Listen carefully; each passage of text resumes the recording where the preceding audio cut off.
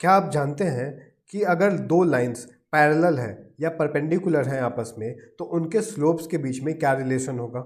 अगर नहीं तो चलिए सीखते हैं। ये रहा हमारा Cartesian plane, X axis, Y axis और ओरिजिन। हमने दो स्ट्रेट लाइन एज्यूम किया है, एक L1 दूसरा L2। इस केस में ये दोनों आपस में पैरेलल्स हैं।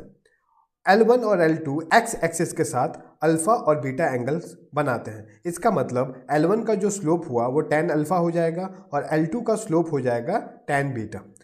ये अल्फा और बीटा जो है ये आपस में क्या होंगे? इक्वल होंगे। क्यों? क्योंकि ये दोनों कोरस्पॉन्डिंग एंगल्स हैं। दो पैरेलल लाइंस के कोरस्पॉन्डिंग एंगल्स हमेशा बराबर होते हैं। इसका मतलब ये हो गया कि tan अल्फा भी tan बीटा के बराबर है।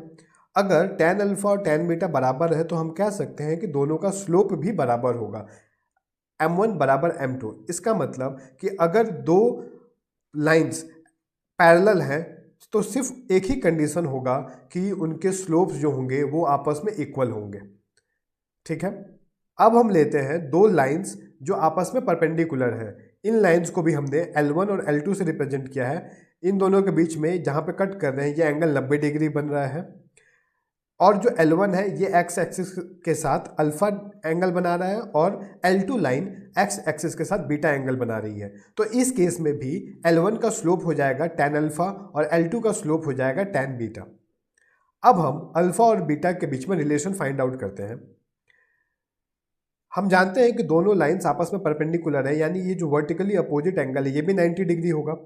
अल्फा क्या है? एक ट्राइंगल का एक्सटीरियर एंगल है और हमें पता है ट्राइंगल के एक्सटीरियर एंगल बराबर sum of two opposite interior angles होता है। इसका मतलब अल्फा बराबर क्या हो जाएगा? 90 डिग्री प्लस बीटा। ठीक है, तो इसको हम अगले स्लाइड में लेकर चलते हैं कि अल्फा बराबर है 90 डिग्री प्लस बीटा। हम दोनों तरफ जब tan ले लेंगे तो tan अल्फा बराबर tan 90 प्लस बीटा हो जाएगा और tan 90 प्लस थीटा जो होता है ना वो माइनस कॉट थीटा होता है। तो इसका मतलब tan अल्फा बराबर हो जाएगा माइनस कॉट बीटा के। और हमें पता है tan और कॉट आपस में रेसिप्रोकल होते हैं, तो हम कॉट बीटा को 1/tan बीटा लिख सकते हैं।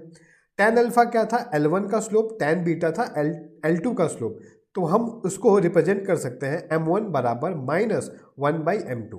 अगर हम m2 को LHS में ले जाएं तो ये मिलेगा हमें m1 multiply m2 is equal to -1। इसका क्या मतलब हुआ कि अगर दो लाइंस आपस में परपेंडिकुलर हैं तो उनके स्लोप का मल्टीपल या प्रोडक्ट जो होगा वो हमेशा -1 होगा।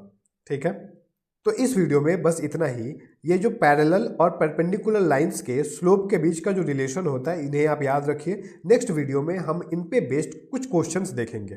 Thank you.